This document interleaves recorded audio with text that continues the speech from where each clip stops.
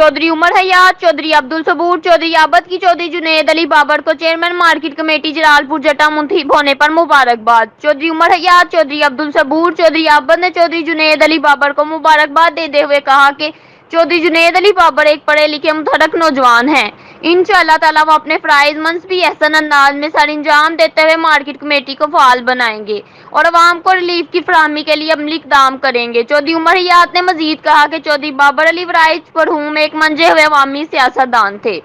चौधरी हमजा अली बाबर, चौधरी फवाद अली बाबर, चौधरी जुनेद बाबर अपने वालिद के नक्शे कदम पर चलते हुए अवाम की खिदमत, ताबेदारी और शहर की तमीर और तरक्की के लिए मसरूफ़ अमल हैं।